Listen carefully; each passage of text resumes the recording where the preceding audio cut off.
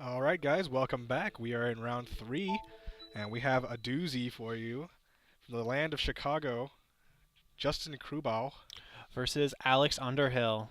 and they are two very highly regarded players, and they're both here at this Fort Wayne midseason showdown. And Justin was our reigning champion, so he's defending. Defending. Yes. Well, he hasn't gotten to the defending part yet, but he's Hoping working to on it. He's defend. working on it.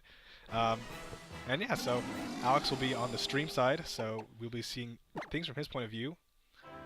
It looks like Justin's going to be running Whimsicott, Celesteela, Tapu Fini, Arcanine, Garchomp, and Tapu Koko. And Alex is going to be running Hariyama, Torkoal, Mudsdale, Snorlax, Mimikyu, and Porygon 2. Yeah, quite a difference from what Alex has brought to previous tournaments. He has usually, I know he brought Lucario to Worlds and some tournaments before that as well, using it online to get a very high placing in one of these international challenges. But this time he's opting for a more traditional hard Trick Room setup with maybe not so high risk, high reward Pokemon. Absolutely.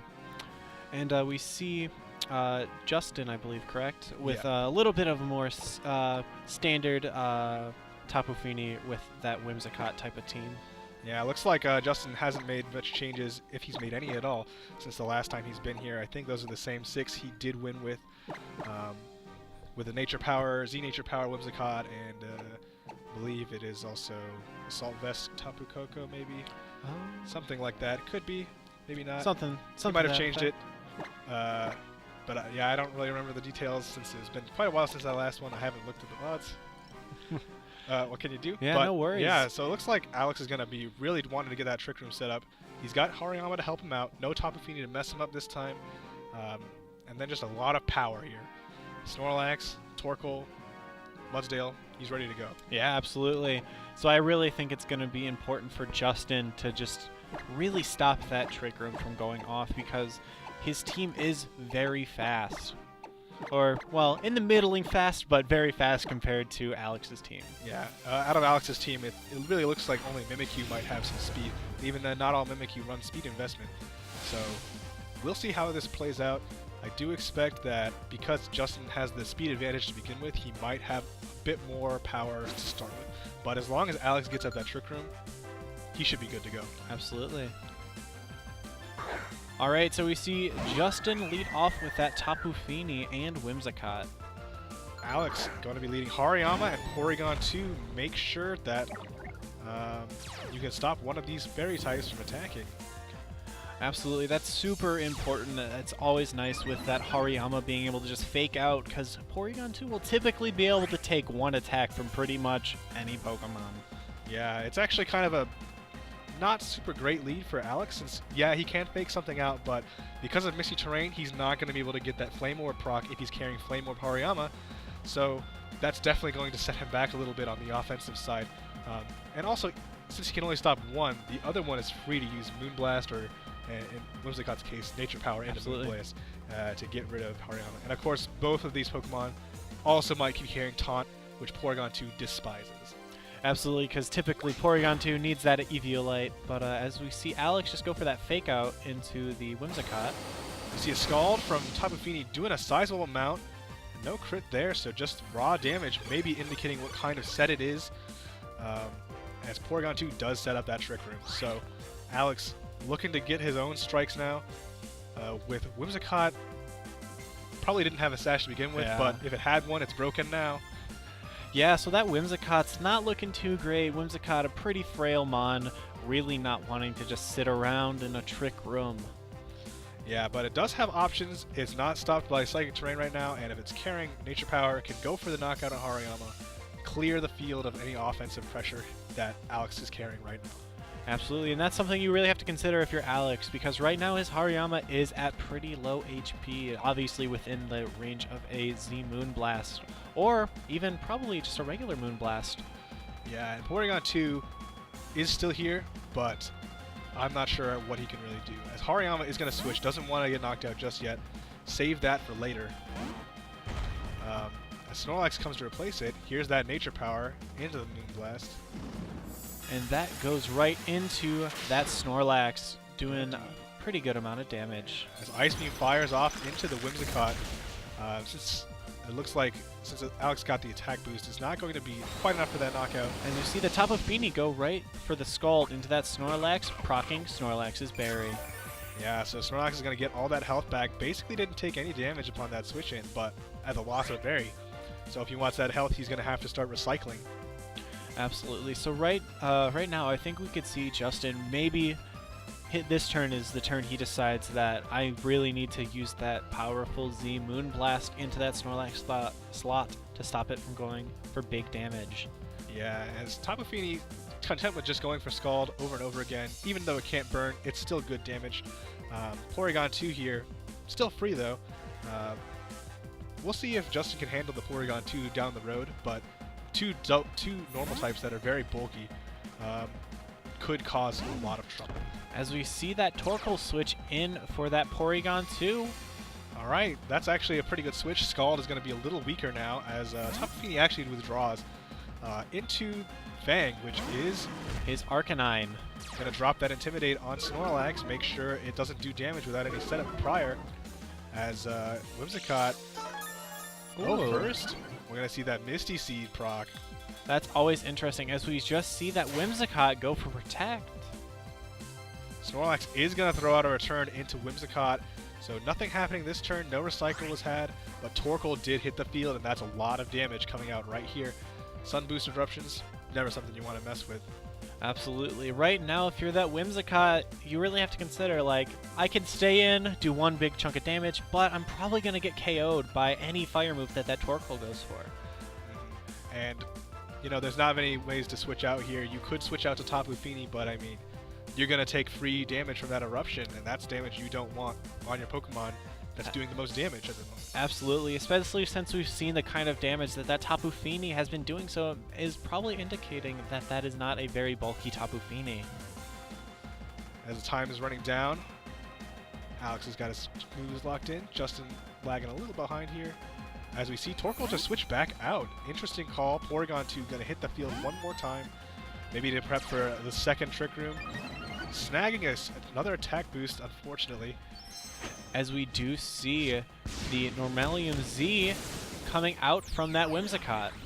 Yeah, it'll be interesting to see what he targeted because, yeah, you could target Snorlax, but you probably wouldn't get that far. Or you could target Torkoal and weaken its eruption. Absolutely. So we'll see where this Tinkle Attack goes and whether Alex made the right call switching back to Porygon 2. All right, and he does target into that Porygon 2 slot. Yeah, good call on Alex's part. So kind of a double whammy there. He can set up Trick Room after it wears off the following turn, as well as kind of avoid damage on Torkoal. Absolutely, as that Snorlax does just go for the return into the Whimsicott, picking up the KO. And Arcanine, Flare Blitzing, right into that Porygon 2, doing a good amount of damage with that crit. Yeah, gonna pick up the knockout, so maybe not what Alex wanted to see there, but at the very least, Torkoal's safe and sound, but at what cost? You no longer have Trick Room to set up. Yeah, that's certainly going to be a hard way to come back for Alex here because, unfortunately, all of his mons are incredibly slow.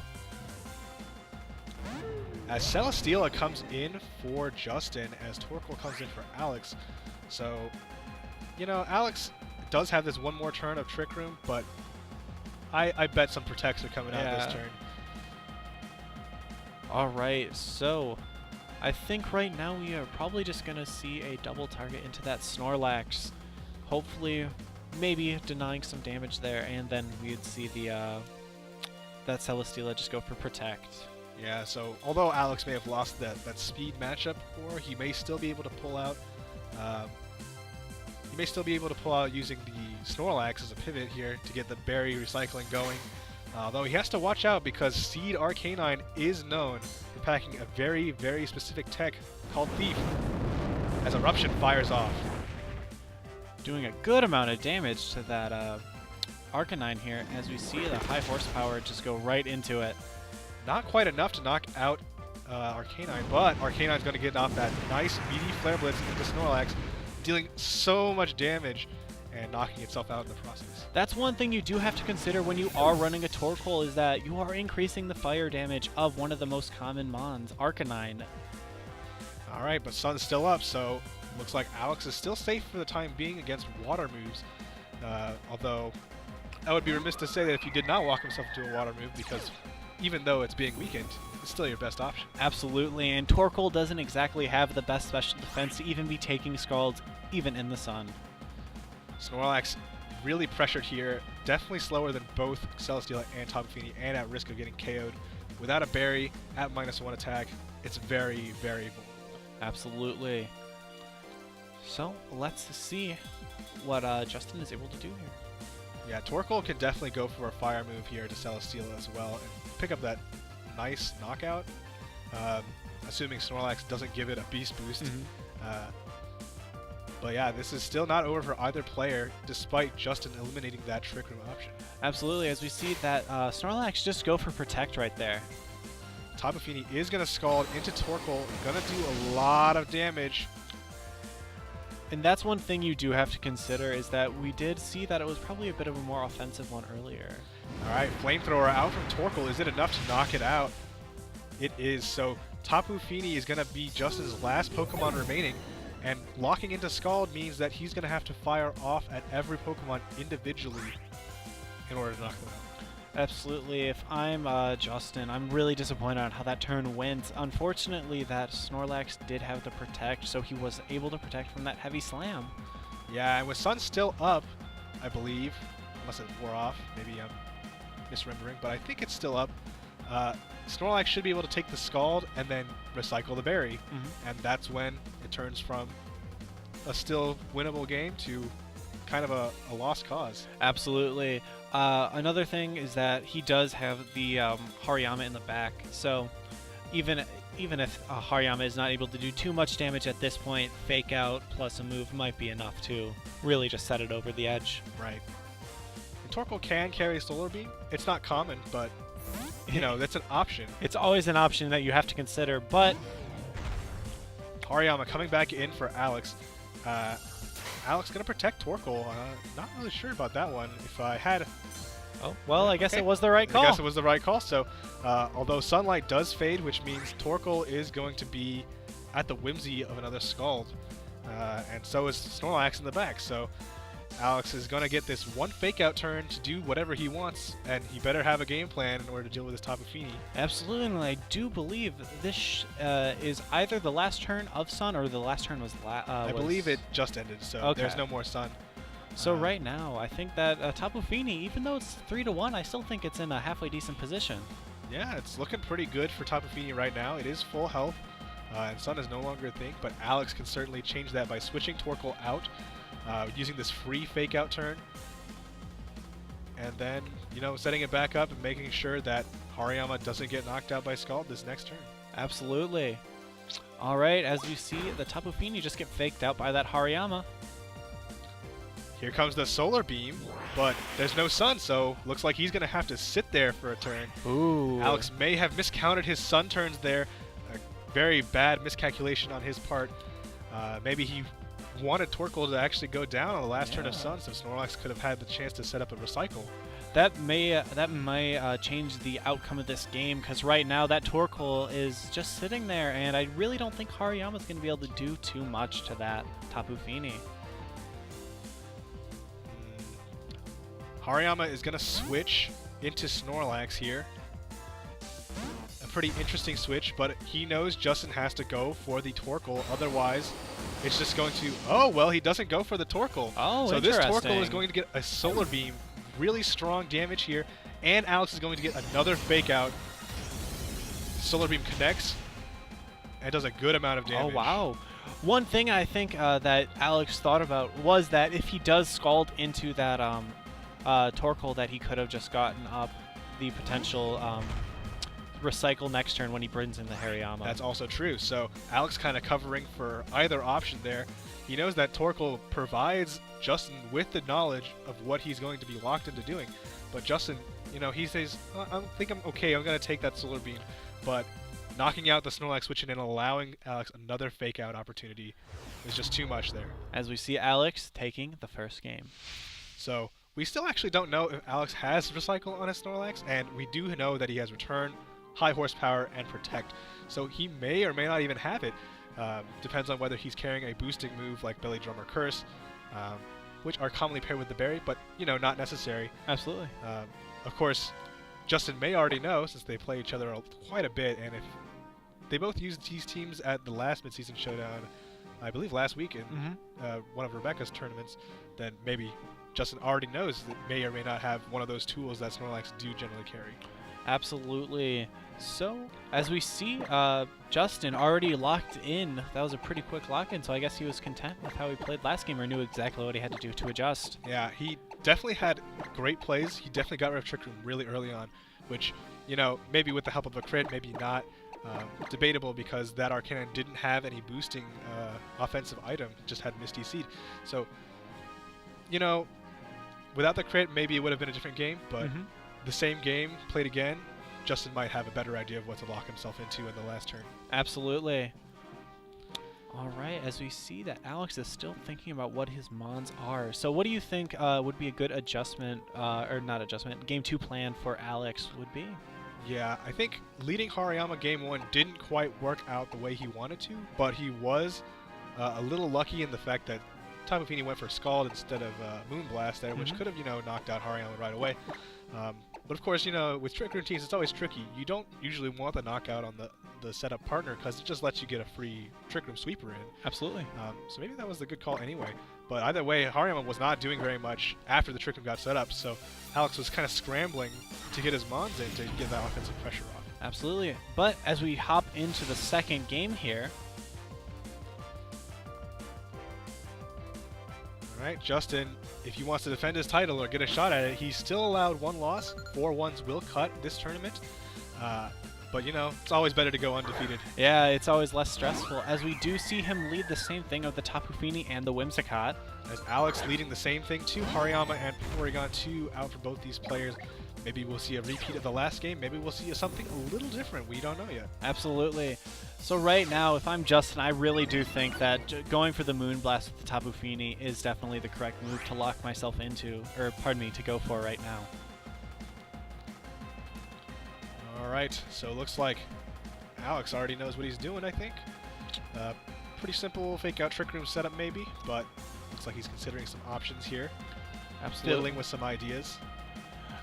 That's always the thing with Hariyama, is that it's very instinctual just to like fake out and then go for the setup move with your other mon, but that may not always be the correct play.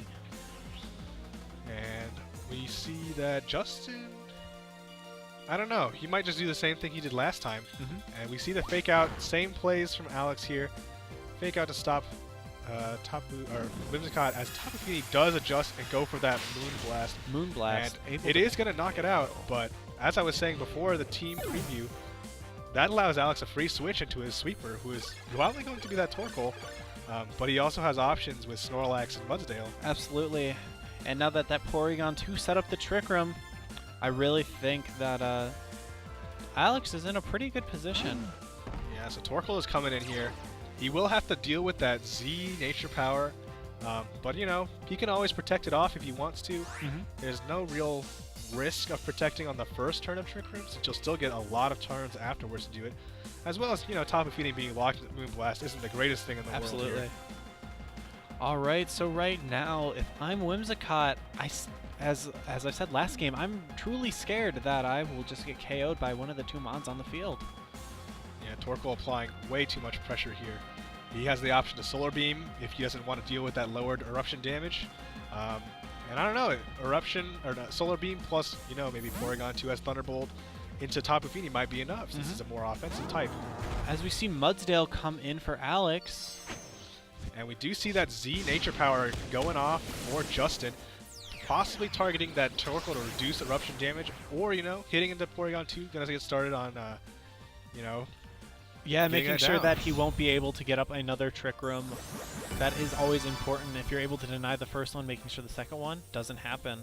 And here it is into that Torkoal. We're going to weaken Eruption's damage, do quite a bit. Excuse me.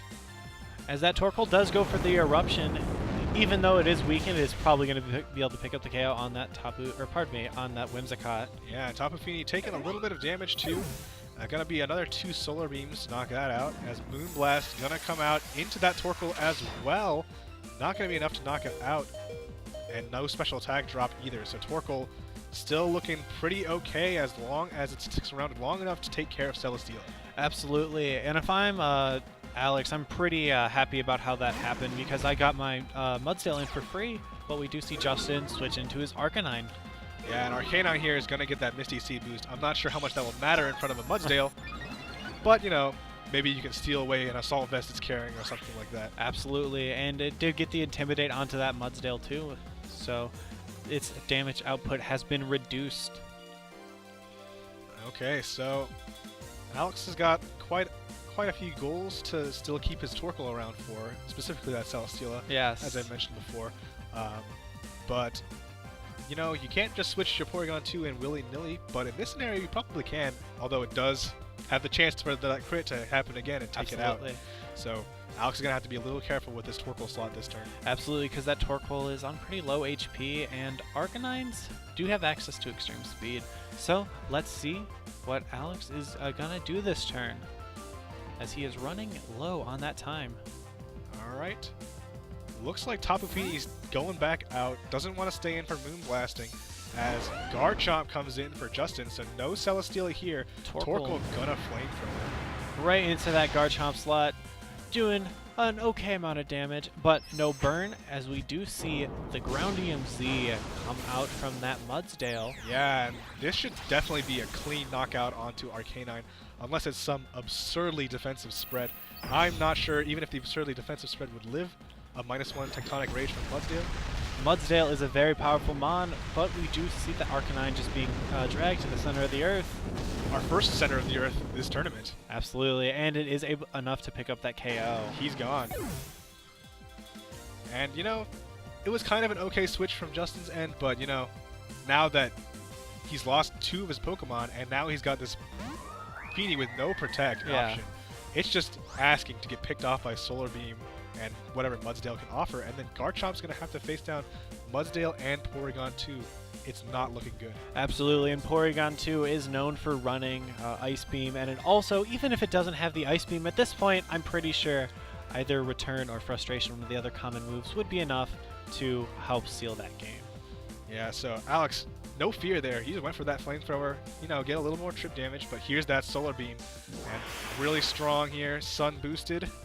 Not really, but yeah, he can dodge the charge turn and do a number on this Tapu Fini. Put it in high horsepower range for sure. Alright, as the high horsepower does connect into that Tapu Fini, and it is enough to pick up the KO. Alright, so Justin on his last legs here. Poison Jab into Torkoal. Is it enough? It is there enough. It is. Yeah. So now Alex is going to get that Porygon 2 in, and I think we have seen Ice Beam, so this is going to look like curtains.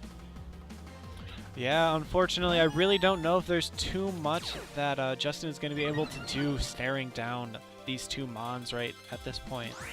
Very interesting, though, that Porygon 2 got an attack boost instead of a special attack boost. Garchomp does have better defense than special defense, but maybe Justin has trained his to be a little more bulky on the special side. Absolutely. As we do see, Justin just forfeits. Yeah, definitely wants to conserve any more information he has about that Garchomp. Doesn't want to reveal and knows he's lost the game.